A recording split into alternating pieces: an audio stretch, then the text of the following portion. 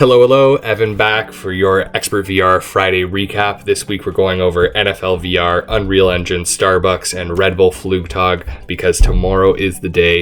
If you don't know, we'll jump into that in a second. But first, NFL VR. So very exciting here. NFL Pro Air is a new game released on the Oculus Quest 2 and PSVR, and is the first game officially, or the first football game officially sponsored by the NFL in VR. And this is exciting for two reasons. Number one, sports has been kind of a steady genre in the gaming space for many years now, and has been a space that has pushed gaming forward, both on the graphics and how people interact with games and the fan interaction, and bringing new people into gaming in general that may have not been into gaming, but they like football or they like a certain sport, so they want to play that and game that way. So exciting to see hopefully new people coming into the VR space, and as these games continue to grow, and I'm sure that NFL will release new games just like games are released on a yearly or so basis in the console space.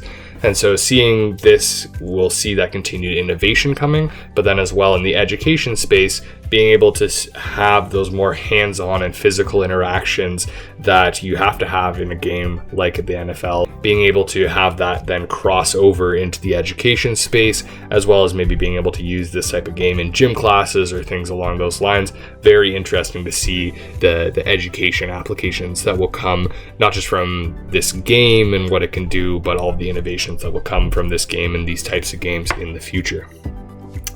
Talking about innovation, let's look at Unreal Engine 5. So Unreal Engine 5 was released just under a year ago. At XpertVR, we actually use Unity, which is the competitor to Unreal, but still keep a close eye on Unreal. So basically what Unreal is, it's the engine or the software that allows us as developers to create the worlds and environments that you interact in virtual reality.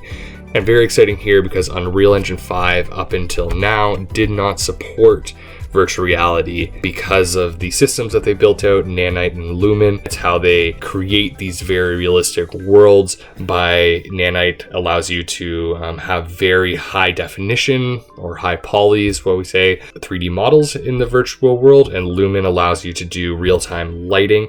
And these systems were both kind of revolutionary and innovative in how they allowed these systems to work on much lower end computers. So being able to now use this in a virtual space in VR will be very exciting to see developers picking this up. And who knows, XpertVR may try out Unreal Engine 5 in one of our future developments.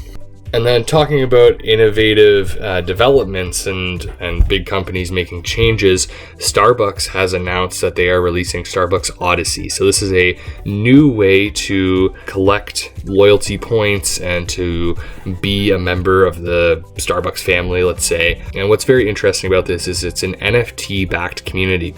That being said, unless you're reading something like TechCrunch here or some other online article, you probably wouldn't know that it's backed by NFTs. And I think this is very interesting because Starbucks has taken the approach to use NFTs, to use the blockchain as a system to back what they're doing and what they're trying to achieve, but not really talking about that back-end technology. And that's where things should go. When we're adopting NFTs and this type of technology into the education system, we don't need to be saying you're getting an NFT. It says you got your diploma, and it just so happens to be in the back end. You don't even see it, just so happens to be stored on the blockchain so that you can share it with anybody, and it can be proven that you got that degree by seeing that on the blockchain, or in so many other use cases for NFTs and for the blockchain in the education space.